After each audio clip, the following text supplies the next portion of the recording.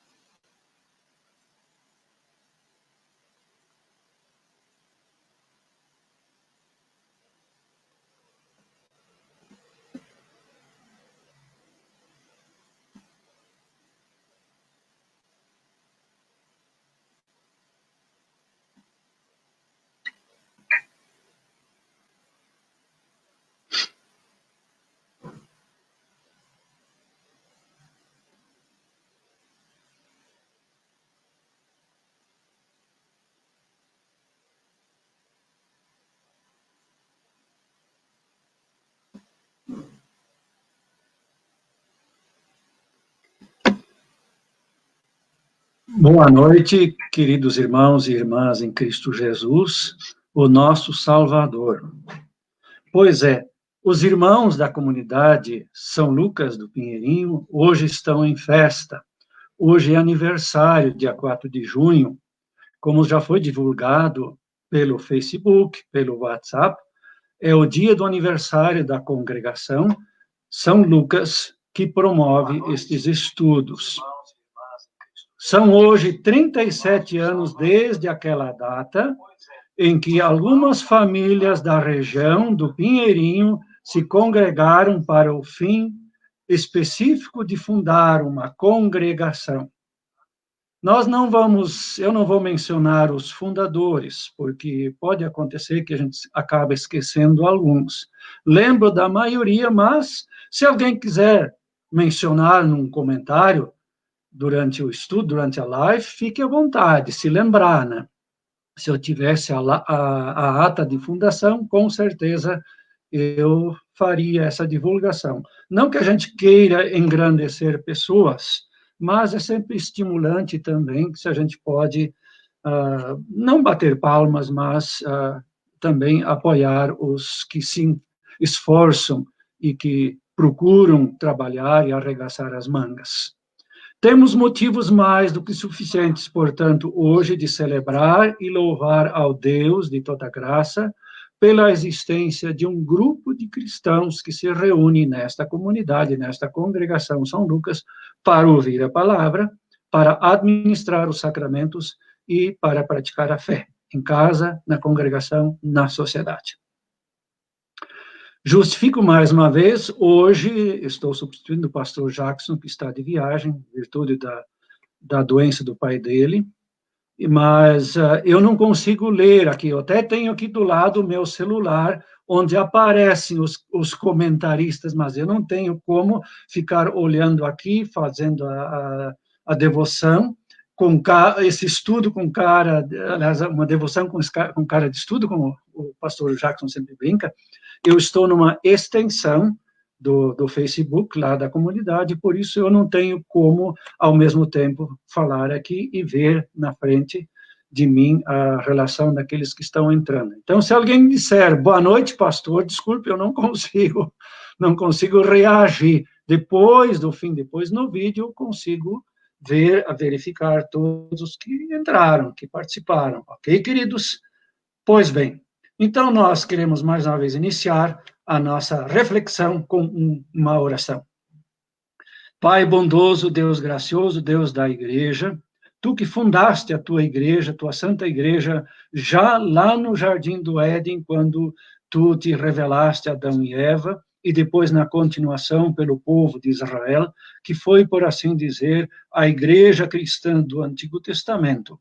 Te agradecemos porque no Novo Testamento fundaste a igreja cristã, da qual cada um de nós que crê em Cristo faz parte, faz parte, é integrante desse grupo de pessoas da Igreja Cristã pelo mundo afora, que procura viver a sua fé no Salvador Jesus Cristo e, portanto, testemunhar desta graça. Muito obrigado por nos teres conservado neste caminho da fé. Nós te pedimos, abençoa cada um que está participando desta live, desta noite, deste estudo, para que não seja apenas uma informação que entra num ouvido e saia no outro, mas que agregue fortalecimento da fé, que agregue comunhão com Jesus Cristo e também trabalho na igreja por parte de cada um de nós. Ó querido Pai Celeste, te agradecemos e pedimos em nome de Jesus Cristo, o Senhor da Igreja. Amém. Então, vocês devem estar curiosos qual o tema desta reflexão de hoje. Não é uma continuação, mas eu vou tratar de maneira um pouquinho mais direta sobre a terceira pessoa da Santíssima Trindade, que é o Espírito Santo, do qual nós falamos também no estudo de terça-feira. Eu tenho 2 textos, não vou ler os 2 na íntegra. Por exemplo, Êxodo capítulo 20, versos 1 a 24, eu vou destacar o começo dos versículos, para então poderem, quem não lembrar, saber que se trata dos 10 mandamentos, que são repetidos depois em Deuteronômio capítulo 5, de novo. Tá? Então, o primeiro texto a respeito dos 10 mandamentos está em Êxodo, segundo livro do Antigo Testamento, capítulo 20, versos 1 a 23, onde eu destaco o verso 2, por exemplo, eu sou o Senhor teu Deus, que te tirei da terra do Egito, da casa da servidão. Não terás outros deuses diante de mim. O versículo 7, que é o segundo do mandamento, não tomarás o nome do Senhor teu Deus em vão. O versículo 8, que é o terceiro mandamento, lembra-te do dia de sábado para o santificar. Os versículos 12 até 17, que são bem resumidos, do 4º até o último mandamento, que diz o seguinte: honra teu pai e a tua mãe, para que se prolongue os teus dias na terra que o Senhor teu Deus te dá. Não matarás, não adulterarás, não furtarás, não dirás falso testemunho contra o teu próximo, não cobiçarás a casa do teu próximo, não cobiçarás a mulher do teu próximo, nem o seu servo, nem a sua serva, nem o seu boi, nem o seu jumento, nem coisa alguma que pertença ao teu próximo. Então, de maneira resumida, esses 10 mandamentos, eu leio o texto hoje na Almeida, na Almeida, não é o texto que nós estamos usando nos cultos lá na congregação, que é o Novo Testamento na linguagem de hoje. Eu fiz questão porque todos nós, os de mais antigos, que decoramos os mandamentos, com certeza decoramos nesta linguagem. Então, é um pouquinho complicado. Isso também é um saudosismo, faz bem a gente lembrar, portanto, um versículo bíblico naquela tradução que a gente aprendeu. Ok? Então, este é o primeiro foco, são, portanto, os 10 mandamentos, Êxodo, ou, em outras palavras, eu vou já na sequência falar do Monte Sinai, sobre o qual foram revelados os 10 mandamentos por Deus através de Moisés. Então, o meu tema hoje à noite é Sinai versus Pentecostes. O que esses 2 momentos querem dizer? E o segundo texto, portanto, desta noite é Atos 2, 1 até 4. Atos 2, 1 até 4. Depois dos evangelhos vem o livro de Atos dos Apóstolos, 2, 1 até 4, que é o resumo do dia de Pentecostes. Ao cumprir-se o dia de Pentecostes, estavam todos reunidos no mesmo lugar, isto é, os apóstolos e os demais que faziam parte já daquele grupo de cristãos. De repente, veio do céu um som como um vento impetuoso e encheu toda a casa onde estavam assentados. E apareceram distribuídas entre eles línguas como de fogo, e pousou uma sobre cada um deles.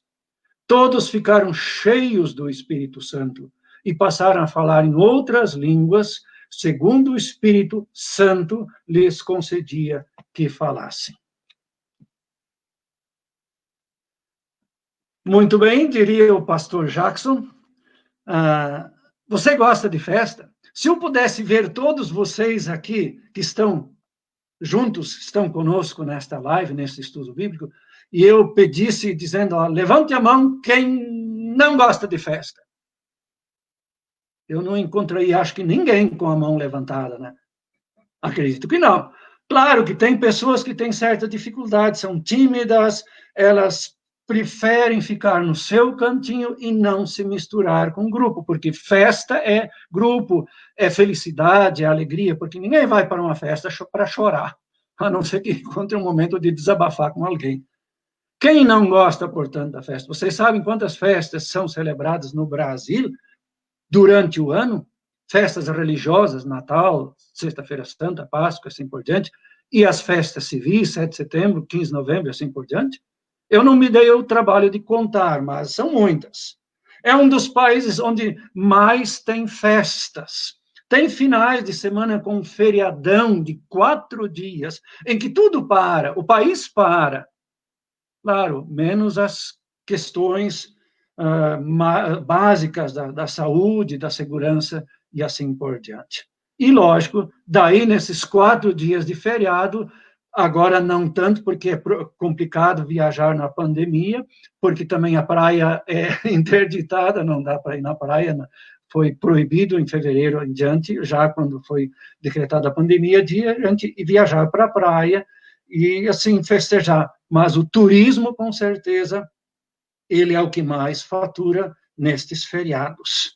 Agora, uma questão, eu não sei quanto vocês já leram, já ouviram falar, exposição, uma explicação sobre as festas bíblicas do Antigo Testamento e do Novo Testamento. Por exemplo, no Antigo Testamento, Deus, através de Moisés, decretou, por assim dizer, orientou ao povo de Israel, em Êxodo 23, 14 a 17, onde Deus diz, olha, 3 grandes festas, aliás, algumas menores também havia. Era a festa da Páscoa, ou seja, a saída de Israel do Egito, a libertação da escravidão. Depois vem a festa de Pentecostes.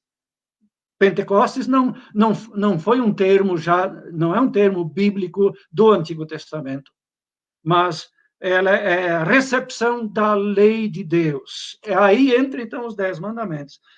O povo de Israel, portanto, na festa de Pentecostes, esse termo passou a ser assim chamado a partir, basicamente, do Novo Testamento. É a celebração da recepção da lei de Deus, ou dos 10 mandamentos, sobre o Monte Sinai. Daqui a pouco eu vou falar onde é que fica o Monte Sinai ainda hoje. E a terceira grande festa é a festa dos tabernáculos, ou seja, a festa das barracas, em que o povo lembrava os 40 anos, durante 8 dias lembrava nessa festa os 40 anos que o povo de Israel foi peregrino no deserto, saindo do Egito, para depois, finalmente, entrar na terra de Canaã. Portanto, irmãos, essas eram as festas, as grandes 3 festas do Antigo Testamento, que ainda eram celebradas no tempo de Cristo. Agora, vamos ao que nos interessa hoje, as grandes festas do Novo Testamento. Também são 3. O Natal, que é novo, a Páscoa, que é a ressurreição de Cristo, e o Pentecostes, que é o derramamento do Espírito Santo, que foi celebrado domingo passado. Agora eu pergunto, vocês vão acertar ou vão errar? Qual é a festa mais importante do Novo Testamento entre essas 3, Natal, Páscoa e Pentecostes?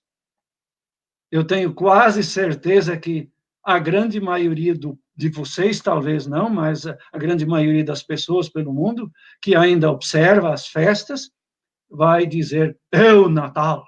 Por quê? Porque Natal é festança para a barriga, festa de comes e bebes, e de muitos presentes. A esposa está aqui do meu lado, ela me ajuda. Obrigado, querida. Mas não é. O Natal não é a festa mais importante da Igreja Cristã do Novo Testamento, embora alguns queiram assim dizer. Porque o Natal começou a ser celebrado no ano 325, está registrado lá em Roma, oficialmente. Enquanto que a Páscoa, em 1 Coríntios 5:8, nós podemos ler tranquilamente o apóstolo Paulo falando da festa. Mas que festa lá em 1 Coríntios 5:8? A festa da Páscoa. A festa da Páscoa que era celebrada todos os dias de culto. Em Atos 2, 42 e 47, lemos que eles continuavam no partir do pão, Páscoa, Santa Ceia, quando diariamente, diz a primeira palavra do versículo 47, Atos 2. Então, queridos irmãos, vamos detalhar esse assunto. No Natal, o que aconteceu? O amor do Pai, o amor de Deus Pai se revelou ao mundo em forma de uma criança, para depois, esta criança, gente grande, 33 anos, ser crucificada pelos pecados do mundo. E na Páscoa, o poder de Deus se manifestou de maneira vitoriosa, ressuscitando Cristo, conforme nós falamos na terça-feira, que quem criou o corpo de Cristo e quem ressuscitou o corpo de Cristo foi o Espírito Santo. E o Pentecostes? O Pentecostes, no Novo Testamento, ali acontece o seguinte, ali Deus aplica os benefícios que Deus trouxe ao mundo através do Natal e através da Páscoa. Quer dizer, o processo da salvação, da redenção de Cristo em relação a nós, esse processo tem os seus benefícios aplicados quando alguém crê em Cristo, e isto é obra do Espírito Santo. E aí entra o Pentecostes. Claro, este Pentecostes de Atos 2, ele foi ímpar, ele foi único, nunca mais se repetiu, não vai se repetir. Mas daqui a pouco eu vou falar que o Pentecostes continua na vida da igreja, onde a palavra de Deus é ensinada clara e puramente, e onde as pessoas passam a crer. Por isso, amados, a maravilha do Pentecostes é diferente das duas outras festas, do Natal e da Páscoa. Em que sentido? Que no Natal e na Páscoa, só Deus agiu. Não teve nenhuma participação humana nestes processos, nestes eventos. Deus sozinho, e a não ser no caso do Natal, em que Deus, por assim dizer, emprestou um corpo, o corpo de Maria, o ventre de Maria, onde então o menino Jesus foi concebido pelo Espírito Santo e nasceu. Aí sim houve uma participação mínima, podemos dizer, claro que foi fundamental, de Maria, a mãe da natureza humana de Cristo. Enquanto que no Pentecostes, aí sim, aí houve a participação direta de pessoas, porque a salvação adquirida, preparada por meio de Cristo, ela é, portanto, assimilada, ela é aceita por pessoas. Portanto, o Pentecostes acontece dentro das pessoas. Aconteceu dentro das pessoas que creram, aquelas 3.000 pessoas lá conforme Atos capítulo 2, lá em Jerusalém, no dia de Pentecostes. Portanto, enquanto o Natal e o Pentecostes, aliás, e a Páscoa foram celebrados, aconteceram uma vez apenas, aliás, na existência da igreja, o Pentecostes se estende por toda a existência do mundo, através dos contínuos chamados e das conversões de pessoas pecadoras trazendo-os das trevas para a maravilhosa luz de Cristo. Por isso, eu repito, duas coisas para o povo de Israel lembrava o Pentecostes. Primeiro, a entrega da lei, já falado, os 10 mandamentos no Monte Sinai. Esta lei também é chamada de a Antiga Aliança, conforme Êxodo capítulo 19 e 20, onde está a preparação no capítulo 19, e no 20 está a entrega da lei. E, em segundo lugar, também o Pentecostes lembrava a festa da colheita, chamada festa das primícias, ou dos primeiros frutos. E nesta mensagem de hoje, de agora, nós vamos falar apenas da entrega da lei. O outro tema, o subtema, a festa da colheita, nós não vamos mais abordar hoje nesse estudo. E aí, talvez vocês perguntem, qual é a semelhança entre o Monte Sinai e o Pentecostes? Bem, o Monte Sinai, ele é um monte mais ou menos da altura de 2.285 metros, ele existe hoje ainda na península de Aqaba, ou seja, no Golfo Pérsico, ali onde está a Arábia Saudita, que é o maior produtor de petróleo do mundo hoje, onde aconteceu a entrega da lei, E aí, exatamente, nesta entrega, naquele evento, naquele acontecimento, se a gente lê ali Êxodo capítulo 20, houve o quê? Houve um grande pânico entre o povo. Por quê? Por causa do fogo de muitas trombetas em alto volume. Acredito que não tem caixa de som que hoje consiga, talvez, imitar ou acompanhar ou alcançar o volume das trombetas. Quem as tocou, isso foi uma coisa milagrosa. Quem sabe até Deus empregou anjos para tocarem trombetas, né? E por causa disso, além também do fogo que cobriu o Monte Sinai, o povo ficou em pânico. O povo começou a tremer a tal ponto que pediu para Moisés, por favor, pede para Deus parar com isso, fala você. Era um Pentecostes, ainda não chamado assim de Pentecostes, mas a entrega da lei, da antiga aliança, era um momento terrível, com ameaças, com condenações. O Sinai, portanto, lembra a velha aliança. No Sinai, Deus se revelou como Senhor do universo a um povo que devia fazer Deus conhecido depois no mundo. Deve ter sido, por isso, um dia que nenhum daqueles que participou, nenhum dos israelitas que participou daquele momento, que tenha esquecido por resto da vida. Impossível, no entanto, de cumprir as exigências da lei ao pé da letra. Ninguém se salva por guardar e cumprir a lei. Ninguém é perfeito. Pela lei, ninguém é salvo. Isso é uma ilusão. Quem pensa que faz isso, faz aquilo, deixa de fazer mais aquilo outro, que daí vai ser salvo. Absolutamente errado. Isso é uma ilusão. Sinai mostrou ao vivo o que Deus sempre pretende quando ele faz anunciar a dura lei. Nós vamos depois, no final, ainda também fazer uma aplicação prática em nossa vida. Deus quer arrasar os corações, quer mexer em suas consciências, quer levá-las a reconhecerem-se pecadoras. Mas podemos dizer que até lá sobre o Monte Sinai, junto ao povo, com todo aquele cenário amedrontador e assustador, lá estava o Espírito Santo para apontar para o perdão dos pecados, para a graça de Deus. No próprio momento em que a lei rasga os corações e os leva as pessoas aos joelhos, o Espírito Santo indica a direção do perdão de Deus. Como o apóstolo Paulo diria em uma de suas epístolas, a lei é um chicote que nos faz correr aos braços de Cristo. Então, o cumprimento ou a instalação da nova aliança aconteceu, então, agora no dia do Pentecostes, conforme Atos capítulo 2, este evento que celebramos domingo passado. Neste dia houve, como também lemos, vento forte e fogo. Línguas de fogo.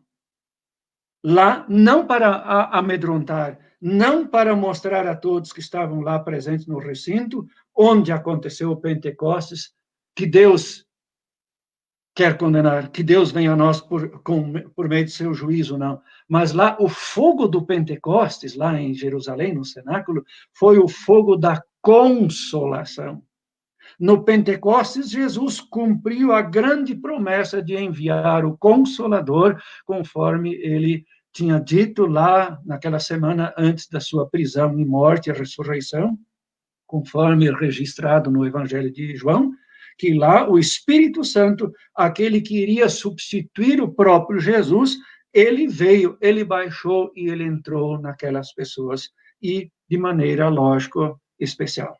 Então, outra coisa, o bramido, o barulho daquele vento forte que sobreveio ali, que as pessoas ouviam aquilo como se fosse um temporal, um vento forte balançando, como nós hoje vemos e assistimos os temporais, o vento forte, às vezes são furacões que derrubam, que destroem tudo, e assim por diante. Aquele vento forte, para aquelas pessoas que estavam reunidas, esse soar do vento encheu o lugar não com trovões e ameaças, de relâmpagos e trombetas de acusação, mas de redenção. Quando, portanto, o Sinai revela medo, quando o Sinai mostra que as pessoas se desesperam quando revela juízo. A sala de reuniões lá de Pentecostes em Jerusalém revela a doce e amável face de nosso Deus. Eu repito, o Pentecostes de Jerusalém, no dia de Pentecostes, Deus revelou a sua amável face de consolo, a face da graça de Cristo.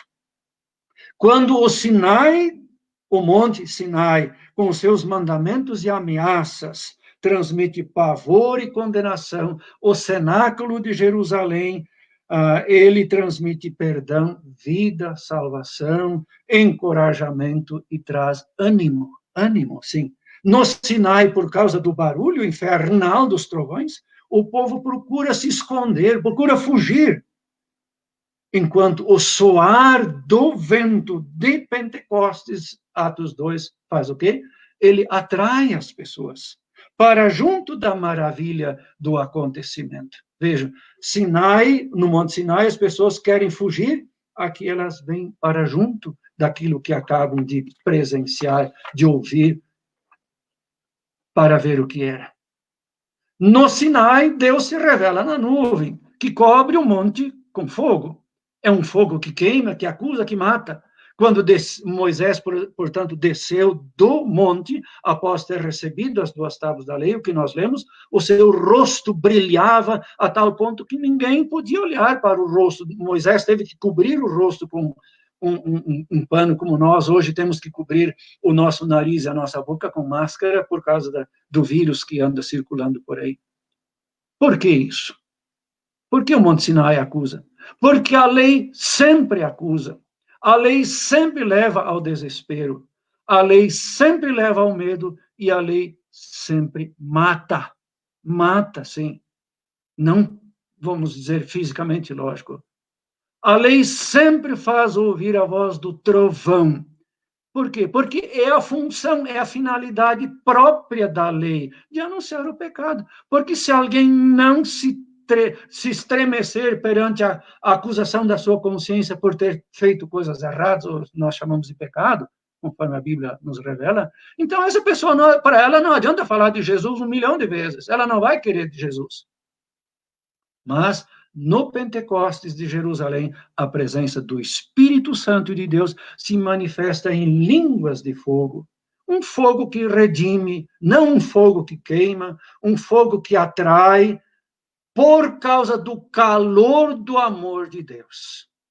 O fogo e as línguas do Pentecostes alumiam, orientam, mas não condenam e nem acusam, não queimam, não fazem fugir, não assustam, por maiores que sejam os erros ou os pecados de cada um de nós, desde que os nossos pecados sejam assumidos, reconhecidos e confessados. E aí o que vai acontecer? Deus os perdoa, por amor de Cristo.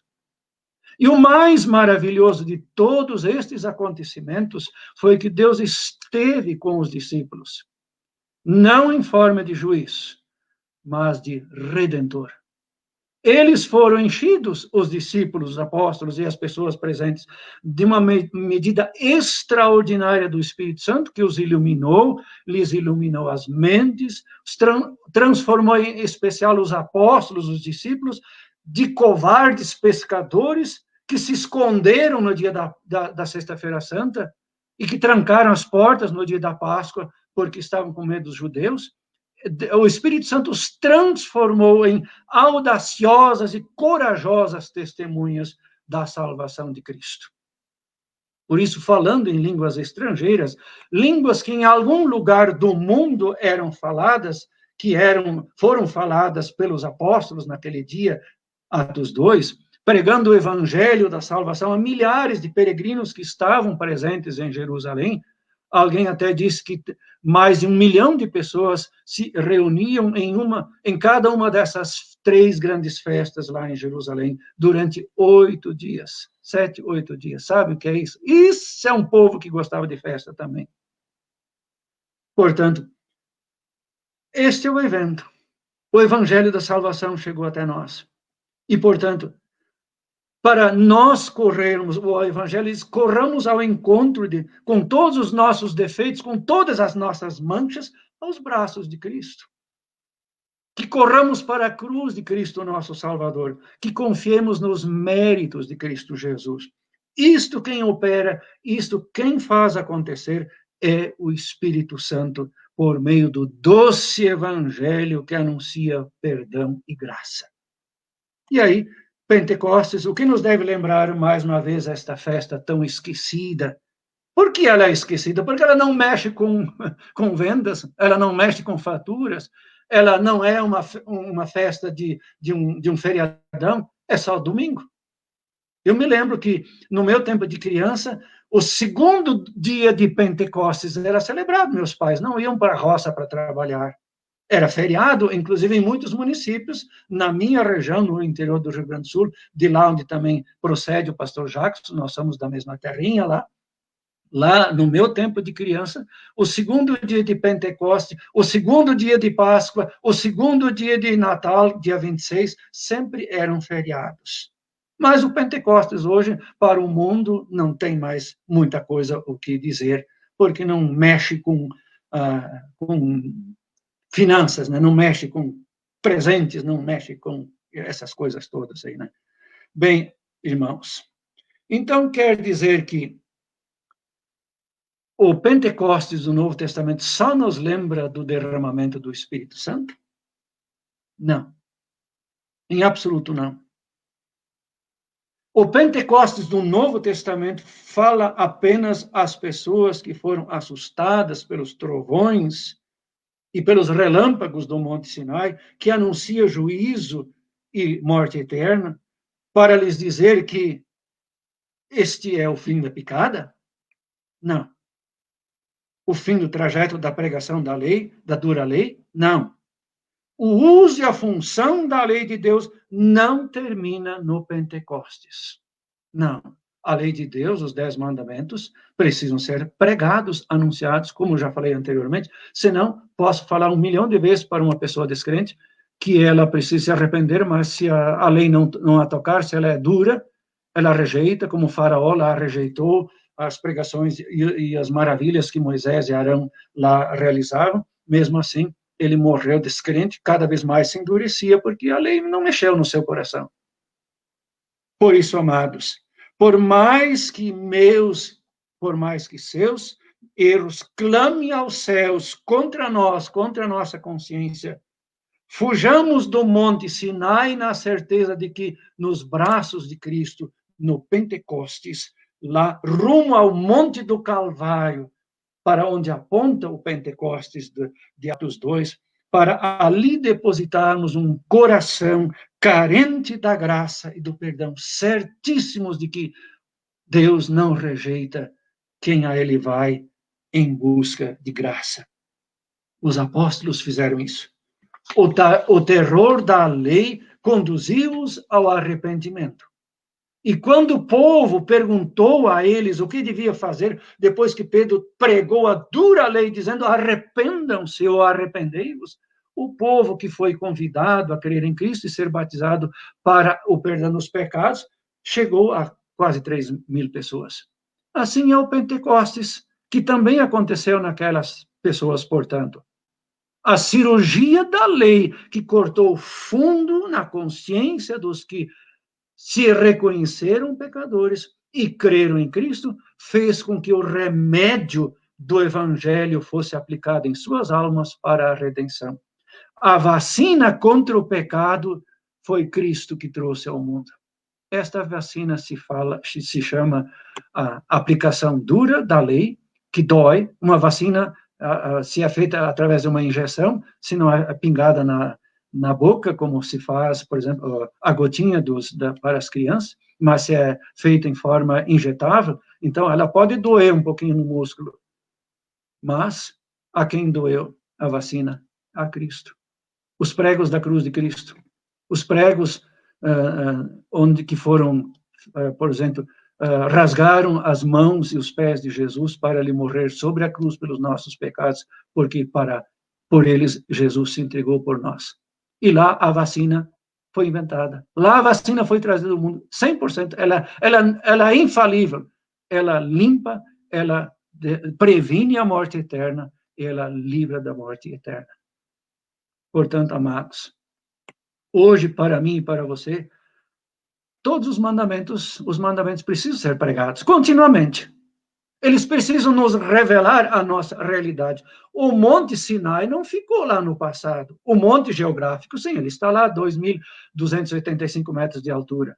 Os relâmpagos e os trovões de Deus que apontam para a santidade de Deus e que apontam para a nossa pecaminosidade, têm o objetivo de nos livrar, assim como levaram lá no Monte Sinai o povo de Israel ao arrependimento e em busca da misericórdia de Deus. Lutero, por exemplo, escreve que Deus mata o pecador por meio da lei. Depois eu vou concluir essa frase. A função da lei sempre é fazer o papel de raio-x ou de ressonância magnética. Eu, no mês de março, eu tive que fazer uma ressonância magnética porque eu sofri uma queda em Blumenau no final do ano passado, e esta queda começou a me incomodar o braço agora, em começo de fevereiro, e aí eu fiz uma ressonância magnética lá no hospital da King's, e aí constatou uma lesão. Está complicada. Aí o médico disse, olha, se pela fisioterapia não resolver, e de fato não resolveu, vai ter que fazer uma cirurgia. Estou nessa situação, portanto, eu passei pela ressonância magnética, porque ela já é um aparelho mais melhorado, ele não é mais só o raio-x. A primeira vez que se constatou lesões e quebraduras foi através do raio-x, mas hoje o que substitui o raio-x em muitos casos é a ressonância magnética, para mostrar onde está a doença. Ela está no íntimo. A nossa doença está em nosso íntimo, está no coração e ninguém de nós é exceção. O pecado está lá, ele se estampa em nossos rostos, ele se expressa por meio de nossas palavras, de nossas atitudes, de nossos comportamentos, todos os dias. Desta forma, podemos concluir com o apóstolo Paulo que a lei afugenta o pecador para correr aos braços de Cristo, Romanos 2,4. De novo, eu cito, então, para concluir a frase de Lutero, como falei há pouquinho, que Deus mata o pecador por meio da lei, sim, mas Lutero continua, mas Deus o ressuscita por meio do evangelho. A lei é como um arado. Todos que trabalharam na roça, como foi o meu caso, eu lavrei muito com cavalo, com boi, nunca trabalhei com trator, porque meu pai, a terra do meu falecido pai, lá onde ainda é a terra do meu irmão, essa terra não tem poucas partes que dá para colocar um trator, mas um trator para um pequeno agricultor não tinha dinheiro para comprar. Então, era na base do arado a boi ou a cavalo. Por isso, arar uma terra, lavrar uma terra, é rasgar a terra para afofá-la, e também para, com isso, enterrar o mato, o inso, e assim que possa ser preparada a terra para a semeadura, para a plantação da semente. Todos que já plantaram, hoje talvez que se tem um pequeno canteiro, como eu tenho aqui no condomínio, eu ainda hoje plantei uma meia dúzia de pé de alface, porque tem um pequeno espaço, então não tem como meter o arado, porque não é apenas poucos metros quadrados, eu uso a pá. Portanto, queridos irmãos, é aí então que entra a brisa suave do Espírito Santo por meio do anunciar do Evangelho, do pregar o perdão de Deus, por causa e em nome de Jesus Cristo. Já lá no Monte Sinai, Jesus estava presente, é importante lembrar, para que o povo não morresse em seus pecados sem perdão. Por isso, concluindo, aos corações arrependidos e confiantes, Deus faz ouvir sempre: não tenham medo. Os seus pecados estão perdoados. A vacina do perdão está aí. Jesus a trouxe. Por meio do Espírito Santo, Deus espanta o medo da condenação. Por meio do Espírito Santo, Deus consola, conforta, estimula, encoraja. Por meio do Espírito Santo, Deus faz nascer vida nova, fé e esperança. Assim é hoje, assim é comigo, assim deve ser com cada um de nós. Assim é agora. Deus opera o pequeno Pentecostes nos corações de todos aqueles que aceitam Jesus Cristo como seu Salvador pessoal. ainda hoje, ou agora mesmo, eu diria, dia 4 de junho de 2020, dia do 37º aniversário da Congregação São Lucas, Deus quer reforçar o Pentecostes na minha e nas suas vidas, irmãos e irmãs amados. Que o fogo do Sinai nos leve ao terror. Não tem problema. O fogo do Pentecoste, em contraposição, atrai e aponta para Cristo. Os dois fogos precisam sempre estar presentes para que alguém possa se dizer cristão e cristã. Sem o primeiro fogo, sem o arrependimento, o segundo fogo não tem sentido. O segundo fogo não vai jamais acontecer. Sem arrependimento e tristeza pelos pecados, ninguém busca Cristo. Mas vai continuar nesta vida para a perdição. Que o bondoso, que o fogo do Consolador, o Espírito Santo, nos console e sempre nos firme e nos abrigue nos braços de Cristo. Amém. Nós vamos dirigir-nos a Deus em oração mais uma vez. Querido Deus e amado Pai Celeste, como é bom ler em tua Bíblia, nas palavras da Escritura Sagrada, que tu de fato vieste em Cristo e nos trouxeste a vacina do perdão.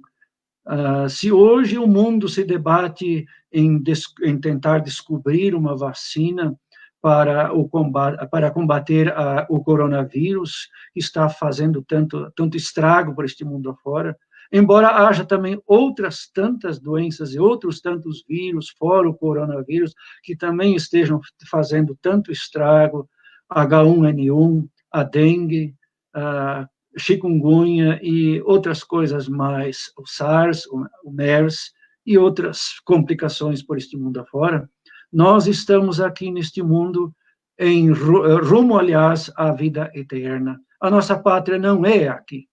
Mas que bom que o Evangelho nos oferece essa perspectiva e esta esperança, que ao partirmos daqui, tenho o desejo de partir e estar com Cristo, que é incomparavelmente melhor, podemos dizer com o apóstolo Paulo, ao partirmos daqui, estaremos sendo acolhidos nos braços de Cristo, por mais dolorosa que seja a morte. Nós pedimos, portanto, diante da situação complicada, em nome e por amor a Cristo Jesus, em favor do nosso irmão Valdir Miller, pai do pastor Jackson, que está lutando, se debatendo em busca da saúde, lá no interior do Rio Grande do Sul, onde ele está internado à procura de uma cura ou de uma recuperação. Concede a ele a certeza de que, estando aqui ou estando lá, como vai acontecer com cada um de nós, nós estamos e somos do Senhor, como o apóstolo Paulo enfatiza em Romanos capítulo 8. Portanto, amado Pai Celeste, dá-nos sempre esta doce certeza, por mais que muitas vezes os erros nos acusem, a consciência nos acuse, que o monte Sinai desça com trovões e fogo sobre nós, nos tentando levar ao caminho do desespero, possamos olhar para a cruz de Cristo, onde tu nos sorris com o doce sorriso da face de Jesus Cristo, para nos anunciar a salvação. Abençoa-nos, portanto, querido Pai, abençoa cada um de nós, os familiares de cada um de nós que está nesta live, e de todos os cristãos por este mundo afora, aos doentes, aos enfermos, aos enlutados, aos que lutam com alguma complicação física, emocional, espiritual, que possam olhar para a cruz de Cristo e a sepultura vazia, que a Páscoa é a maior festa da Igreja Cristã do Novo Testamento, porque anuncia o Cristo presente, que veio ao mundo, nasceu, morreu, ressuscitou, venceu a morte, portanto, subiu aos céus, de onde voltará para julgar o mundo com justiça. Ó, querido Pai Celeste, por amor de Jesus, o nosso Senhor e Salvador, nós o pedimos e agradecemos. Amém. Pois bem, queridos irmãos e irmãs, obrigado pela participação de vocês. Depois eu vou verificar quem todos vocês participou, e se tiver alguma oração específica, eu vou tentar encontrar a pessoa e dizer, olha, vamos orar, nem que seja pelo WhatsApp ou pelo telefone, ok? A esposa está acompanhando, aqui tem alguma oração a mais? Não, ela disse que não tem pedido de oração, além daquela que nós já fizemos anteriormente.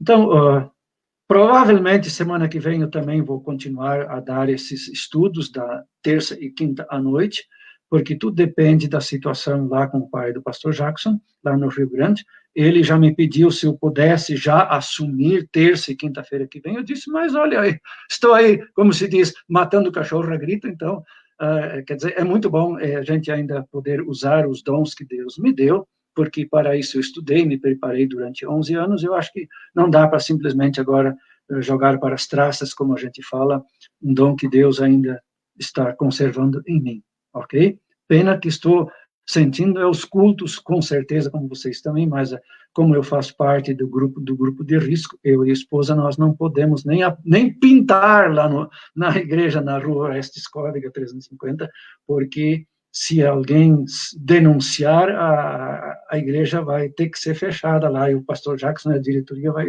ter problemas, então. Então, a gente tem que procurar seguir as ordens cívicas também, civis, para não produzirmos e gerarmos confusão. Ok, queridos irmãos? Portanto, que bom. Muito obrigado pela presença de vocês. Já estamos, hoje um pouquinho, o tempo foi um pouquinho menor do que na terça-feira, mas é mais ou menos esse. Eu gosto de fazer um estudo bíblico, não de 5, 10 minutos, porque aí é vapt-vupt, como dizia o Chico Anísio, aí acho que às vezes fica a desejar, quem sabe. Né? Mas, que bom. Então, desejo a todos uma boa noite, um bom final de semana, e agradeço mais uma vez a presença de vocês.